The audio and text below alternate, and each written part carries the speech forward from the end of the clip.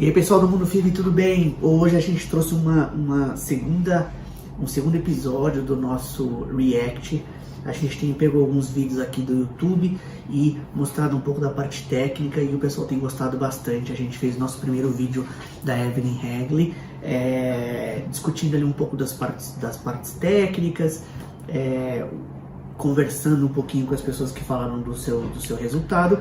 E hoje a gente trouxe um vídeo da Tatá, com o Cocielo aqui, que ela falou um termo muito interessante. Tem gente, as pessoas estão com muita dúvida do que é isso, e o título do vídeo dela é Minha Filha é um Bebê Arco-Íris. Então vamos falar um pouquinho do que é isso, vamos assistir o vídeo dela e eu acho que vocês vão gostar, então bora pro vídeo.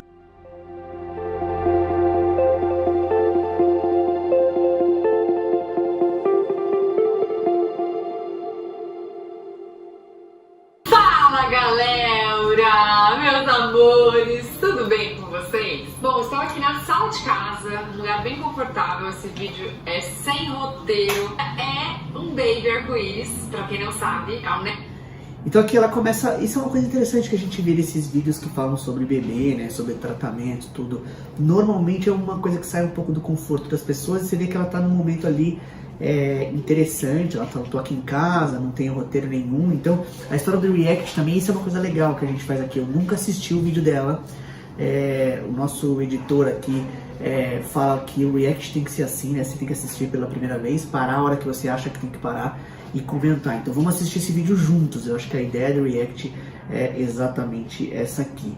E aí ela começa a falar um pouco que a Bia, a filha dela, é um bebê arco-íris. E aí a gente vai entender através dela aí o que é isso, e vamos falar um pouco da parte médica. Neném que vem após um aborto. É muito complicado falar desse assunto. Até eu demorei pra falar, porque eu não me sentia confortável. Eu sempre quis contar, mas eu... Então vamos lá, ela já definiu pra gente o que é, né? Então basicamente bebê arco-íris, eu não sei exatamente de onde vem esta definição, mas muita gente fala isso na internet. E foi o que ela disse, né? Realmente o que é o bebê arco-íris? É o bebê que vem em seguida ou pós um abortamento. Então, o que é abortamento? Para falar um pouco da parte técnica aqui, é toda a gestação que é interrompida, ou seja, que não vai para frente por algum motivo, até 20 semanas de gestação. Quanto tempo dura a gestação? Dura 40 semanas. Pode durar ali de 37 a 42 semanas, mas toda a gestação que interrompe até a 20ª semana é chamada de abortamento. Grande parte dos abortamentos, eles são até 12 semanas de gestação, que são os abortamentos precoces, tá bom? Então, primeiro, o que é abortamento? É interromper a gestação até 12 semanas, e este bebê arco-íris é um baby que veio logo depois do abortamento, e as coisas vão em frente. Só um adendo. Não é isso? Não, tá certo. Mas é que além do bebê que foi aborto, é quando a mãe perde o bebê quando nasce, prematuro.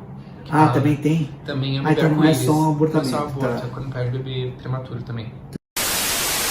E então, quer dizer, depois desse desfecho ruim de abortamento vem o bebê. E uma outra definição que as pessoas estão usando também é quando você perde um bebê mesmo no final ali do tempo de gestação, né? Ou por muita prematuridade, ou por algum outro problema. Ou seja, é um nenê que vem depois de uma perda. É um nenê que vem com uma carga ali um pouquinho maior pra mim. Na época, você se sente incapaz, você se sente insegura, você fica muito triste, você fica se perguntando, que eu esperei exatamente os 3 meses pra contar. Legal, então aqui tem 2 pontos que eu queria comentar com vocês. O primeiro realmente é a dificuldade que as pessoas têm durante o processo, e toda essa ansiedade. Então, para tentar ajudar todo mundo que está assistindo esse vídeo, que perdeu uma gestação, ou que ainda não tem o bebê arco-íris, mas está querendo ter um filho pós-abortamento, aqui vai a primeira notícia. Assim, grande parte dos abortamentos não dependem da paciente, tá bom? Não depende de você. Se você está vinculando alguma ação que você fez na sua vida, eu não devia ter ido fazer esporte, eu não devia ter viajado, alguma coisa desse tipo, pode ter certeza que grande parte dos abortamentos não estão relacionados a alguma atividade sua, ou seja, não é culpa da mãe, tá?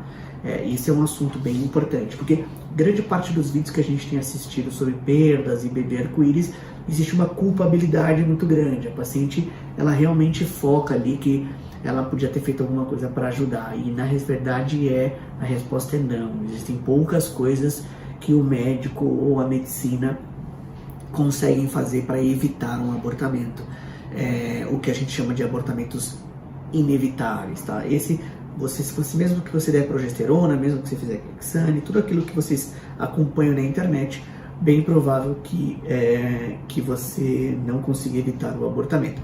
O segundo ponto que eu achei interessante aqui no vídeo dela, que ela acabou de falar, é quanto tempo ela demorou para contar para os familiares, para os amigos, e aí ela fala que ela esperou pelo menos 12 semanas. Por que ela esperou 12 semanas? Porque realmente grande parte das interrupções da gestação com desfechos ruins, ou seja, sem ter o filho vive em casa, ele acontece até 12 semanas de gestação, tá bom? Então, este é um período legal para esperar realmente, e o inverso é verdadeiro. Se a sua gestação passou de 12 semanas, existe uma chance muito alta das coisas evoluírem bem, das coisas... ou seja, diminui bastante a chance de você perder, e por isso que é bem saudável esperar até 12 semanas para contar para todo mundo, principalmente pessoas públicas, que é o nosso caso aqui, que é o caso da Tatá. Quando eu tava grávida da Bia. Bom, foi em 2018 que... Só um detalhe, ela falou, essa segunda gestação, né, ela esperou até 12 semanas, porque ela já tinha passado pelo desfecho ruim na anterior. Eu descobri que eu tava grávida, foi logo depois de voltar da Disney, olha que doido. E a gente tava precisando colocar o DIU. E eu engravidei em uma semana. O que eu pensei na minha cabeça? Falei... Pessoal, então aqui é uma informação super interessante. Se você não quer engravidar, toda troca de método deve ser muito programada. É muito comum parar de tomar pílula e logo em seguida engravidar, né? No ciclo em seguida engravidar. Então, realmente, assim, as pessoas perguntam, eu paro de tomar pílula, vai demorar muito para engravidar, eu vou ter um tempo ali, claro que não vai ser no primeiro mês, e normalmente é no primeiro mês, ou pode ser no primeiro mês. Por que isso acontece? Porque por vários motivos. O primeiro é que a pílula tira um pouco do libido da paciente. Então, quando ela para de tomar pílula, esse primeiro mês sem pílula, ela ovula, e toda ovulação faz com que ela realmente procure o parceiro e tenha ali relação sexual na época certa, coisa que ela perdia durante a pílula. Então, um mês pós-parada de pílula realmente é um mês de tomar cuidado, e acontece muito. A gente vê muitas pessoas que engravidam ali pós-parada de método ou no meio da troca entre os métodos. O ideal realmente é preparar um próximo método e começar a evitar. E em qualquer troca também, normalmente no primeiro mês a paciente ainda não está protegida. Então a anticoncepção e a contracepção acontece no segundo mês. Um outro detalhe interessante que a Tatá falou aqui, que é bem legal, é a tendência atual de troca desses hormônios. As pessoas estão trocando pílula por métodos que usam uma concentração hormonal mais baixa, ou que não passam pelo fígado ali, porque não são via oral. Então isso a gente nota que realmente é uma realidade, né? Quer dizer, as pessoas estão deixando de tomar pílulas, e o DIU é uma dessas opções muito legais aí para fazer esse washout de hormônio, tirar um pouco do hormônio da circulação e diminuir esses efeitos colaterais. Então vamos em frente. Anticoncepcional, minha vida inteira, sei lá, acho que uns 10 anos da minha vida eu tomei anticoncepcional. Então, normalmente, quando você para, demora um tempo pra engravidar. E eu engravidei uma semana depois. Eu nem lembro como que eu descobri, acho que eu comecei a passar... Não, acho que a menstruação atrasou. E aí, a Karina, minha personal, do nada, me falou, Tatá, você tá grávida. Eu falei, imagina, gente, não tô grávida. Ela falou... Pessoal, só para lembrar vocês, a gente gravou um vídeo aqui de sintomas, primeiros sintomas da gravidez. Então, vou pedir pro André deixar o card aqui para vocês acompanharem aí quais são os principais sintomas. Olha que interessante, né? A personal dela falou, nossa, Tatá, você tá grávida.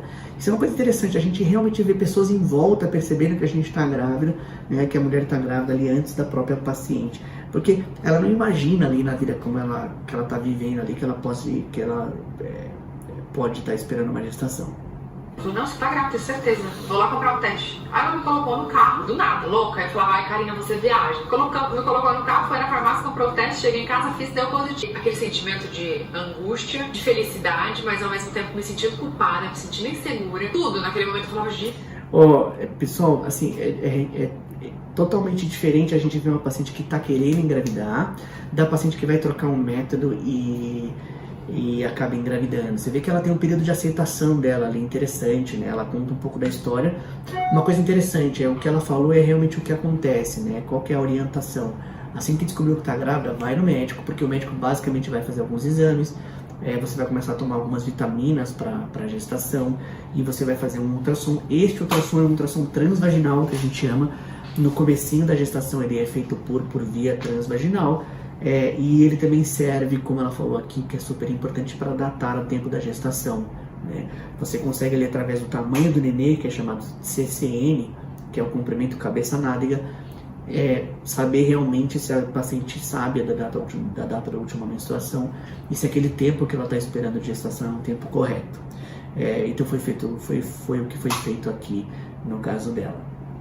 Gente, mas como assim? Eu tô grávida, meu Deus, sabe? Né? Muita coisa na cabeça, enfim. E aí, quando ele fez o exame, ele falou assim, então, deixa eu te mostrar, tá vendo quando você coloca, ele colocou um mousezinho, né? Nessa parte aqui, e aí era no meu corpo, né? Como se fosse, tipo, dentro do útero. Você tá vendo que que tem batimento cardíaco? Aí eu, sim. Aí ele colocou no neném e ele falou, e tá vendo que aqui não tem? Só que eu não entendi o recado. Aí eu, sim, entendi, mas como assim? Porque, gente, eu não sabia mesmo, eu não sabia. Eu só tinha visto lá o saco gestacional, parecia um anelzinho, né? Com uma bolsinha dentro e tal. E aí ele falou assim, então, não tem batimento cardíaco, o neném não tá batendo o coraçãozinho. Aí eu, isso significa... E aí nisso a Karina já ficou em choque. Ela tinha entendido o recado, eu não tinha entendido. Foi aquele segundo de, meu Deus, como assim? Enfim, eu tinha perdido o neném. Isso são coisas da profissão, né? Por mais que a gente aprenda ali durante a graduação como dar notícia para os pacientes, a notícia do abortamento é uma notícia muito difícil.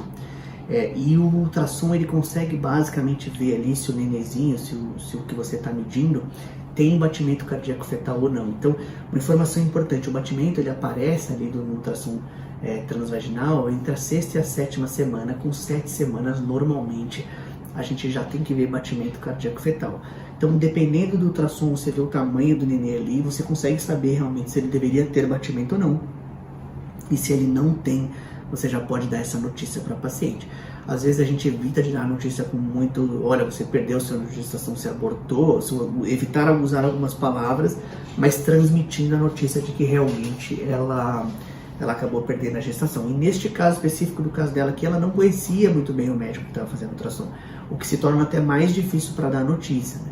Você tem que ter um cuidado ainda maior para esse tipo de notícia. Basicamente o que eu estou entendendo dela aqui, ela está contando a história da primeira perda dela, né? Dos ultrassons que ela fez e como é que foi a primeira perda. A médica só me explicou que, assim, não desenvolveu, parou de desenvolver, né? A gestação parou de desenvolver e é isso. E aí, na mesma hora, você se sente mais culpada ainda, porque eu fiquei pensando que era porque eu tava muito insegura, porque eu não tinha certeza disso, não era a hora, enfim. A gente se sente a pior pessoa do mundo, a gente se sente a pessoa mais culpada da vida. Que também passaram ou estão passando por isso, pra falar que a culpa não é sua, entendeu? A culpa não é nossa. Legal, aquilo que eu falei lá no comecinho, ela, de novo, queria reintegrar aqui que eu não assisti o vídeo dela antes, acho que essa é a parte legal do React, e ela fala um pouco disso também, né? Eu acho que o YouTube tem essas coisas, ele contar a história das pessoas por elas mesmas é super importante pra gente entender o que as pessoas passaram, né? E elas são pessoas que fizeram ali, que tem muita gente acompanhando elas, que acompanha, e que realmente o que ela passou pode passar por outras pessoas podem passar pela mesma coisa. Acho que isso é uma história interessante aqui, dela contar o que ela passou. A gente se sente muito culpado, a gente acha que a gente fez errado, a gente acha que, nossa, mas eu acho que eu não desejei essa gravidez, a gente acha que foi porque a gente estava com medo, que a gravidez não evoluiu, a gente acha tudo. Mas no fim, não é nada. Na verdade, calma, não é que não é nada. É mais normal do que a gente imagina. E aí eu comecei a procurar tudo na internet e eu li até em um site que, assim, de 10... Claro que uma mulher, hoje em dia, não é tão comum uma mulher engravidar 10 vezes. Mas de 10 gestações que uma mulher tem, 3 ela pode perder. Essa informação é verdadeira, né? O índice de abortamento ele é muito alto. Ele gira em torno... Isso, claro que depende da idade, depende de uma série de outras variáveis. Quanto mais velha é a paciente, né? Quanto mais idade a paciente tem, maior o risco de abortamento. E e ele é muito próximo de 30%, 25, 30% da população. Isso é real. Por que a gente intensifica e por que a gente olha isso na natureza, né? Você pensa assim, poxa, se é um evento natural e muito importante para a manutenção da espécie, por que ali quase 1/4 das gestações elas se perdem, né? Porque é um próprio mecanismo da natureza para manter a gestação e a população saudável. Então, quando a gestação ela identifica que existe algum problema ou um potencial problema, a natureza interrompe a gestação sozinha. Por isso que o índice de abortamento é muito alto. Na nossa opinião, aqui de especialista em reprodução humana, em abortamentos habituais e tudo isso que a gente observa, é que a gente poderia selecionar essa gestação antes de engravidar, não que o corpo selecionaria depois, mas o endométrio acaba não selecionando esses bebezinhos que têm alguma alteração genética, e por isso que o índice de abortamento é muito alto.